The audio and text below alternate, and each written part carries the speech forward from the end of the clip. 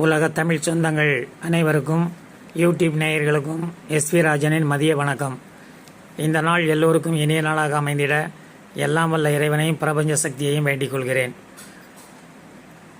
நமக்கு தூக்கம் மறதி இரண்டும் ஆண்டவன் கொடுத்த மிகப்பெரிய ஒரு பொக்கிஷம். இது ஏன் சொல்கிறேன் என்றால், தூக்கம் வராதவர்களுக்குத்தான், அதை அனுபவித்தவர்களுக்குத்தான் அதனுடைய வலியும் வேதனையும் புரியும். தூக்கம் என்பது மிக மிக ஒரு முக்கியமான ஒரு விஷயம். நிறைய பேர் இன்றைக்கு தூக்கத்தை தொலைத்துவிட்டு தூக்கத்திற்கு திரும்ப மருத்துவர்களை நாடி அதற்கு மருந்து சாப்பிட்டு தூங்குகிறார்கள். இயற்கையிலேயே கடவுள் நமக்கு தூக்கத்தை வரவழைப்பதற்கான எல்லா விஷயங்களையும் நம் உடலில் படைத்து தான் நம்மளை அனுப்பியிருக்கிறார். நாம் அதை சரியாக பயன்படுத்துவதில்லை. அதேபோல் சில விஷயங்களை மறக்க வேண்டும். மறதி இல்லை என்றால் இந்த உலகத்தில் 90% பேர் நாம் பைத்தியர்களாகத்தான் இருப்போம்.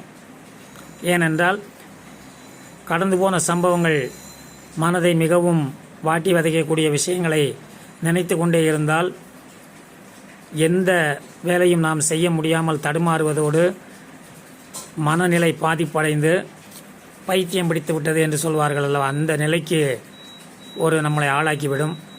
ஆகவே தான் சொன்னேன், தூக்கமும் மறதியும் இறைவன் நமக்கு கொடுத்த 2 பொக்கிஷங்கள்.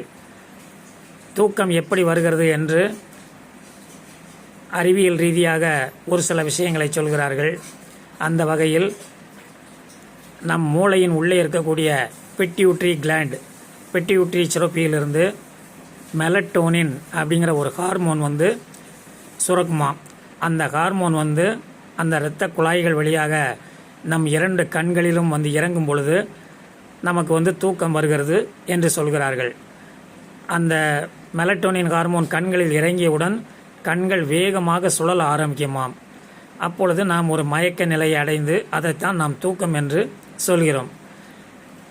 இது இயற்கையாக தினசரி எல்லோருக்கும் நடக்கக்கூடிய ஒரு விஷயம்.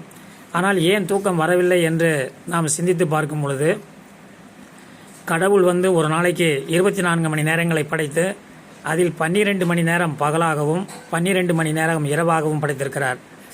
காலை 6 மணி முதல் மாலை 6 மணி வரை பகல், சூரிய வெளிச்சம் இருக்கும், வானம் நீலக்கடலில் இருக்கும். அந்த நேரத்தில் மூளையினுடைய சிக்னல் அந்த பிட்யூட்டரி கிளாண்டுக்கு கிடைக்காது. அதாவது பகல் வேளையில் தூங்கக்கூடாது, வேலை செய்ய வேண்டும், உழைக்க வேண்டும், சம்பாதிக்க வேண்டும், பல விஷயங்கள் செய்ய வேண்டும் என்பதற்காக அந்த தூக்கம் வராது. இறைவன் அப்படி படைத்திருக்கிறார். மாலை 6 மணி முதல் மறுநாள் விடியற்காலை 6 மணி வரை அந்த இருட்டாக இருக்கக்கூடிய நேரத்தில் மட்டுமே மூளையினுடைய சிக்னல் அந்த பிட்யூட்டரி கிளாண்டுக்கு கிடைத்து மெலட்டோனின் ஹார்மோன் சுரந்து கண்களில் இறங்கி கண்களை சுழல வைத்து நமக்கு தூக்கத்தை கொடுக்கிறது. இதுதான் இயற்கையாக நடந்து கொண்டிருக்கக்கூடிய ஒரு விஷயம். இப்பொழுது இருக்கக்கூடிய இளைஞர்களும் சரி, அலுவலகத்தில் வேலை பார்க்கக்கூடிய ஆபீசர்கள் யாராக இருந்தாலும் செல்போன், லேப்டாப், கம்ப்யூட்டர், இந்த 3 டிவி, இந்த 4 விஷயங்களிலும் மிக அதிகமாக கவனத்தை செலுத்துகிறார்கள்.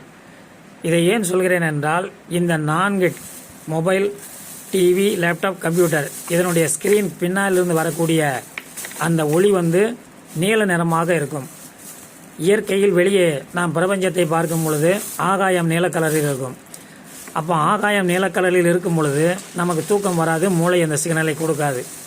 அதேபோல் இரவு 7 மணியிலிருந்து 12 மணி, இரவு 1 மணி வரை இந்த 4 எலக்ட்ரானிக் சாதனங்களை நாம் பார்க்கும் பொழுது அதனுடைய பேக்ரவுண்டில் இருந்து வரக்கூடிய ரேஸ்கள், கதிர்கள் நமக்கு மூளைக்கு இன்னும் இரவு ஆகவில்லை, பகலாகத்தான் இருக்கிறது என்று அந்த சிக்னல் கிடைப்பதால் மூளை பிட்யூட்டரி சுரப்பியை தூண்டாது.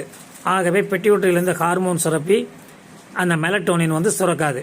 ஆகவே தான் தூக்கம் இல்லாமல் தவிக்கின்றோம். இதை எப்படி சரி செய்து கொள்ளலாம் என்பதை நாளைக்கு மிகவும் தெளிவாக சொல்கிறேன். என்னுடைய சேனல் பிடித்திருந்தால் சப்ஸ்கிரைப் செய்யுங்கள், லைக் செய்யுங்கள், ஷேர் செய்யுங்கள், கமெண்ட் செய்யுங்கள். நன்றி, வணக்கம்.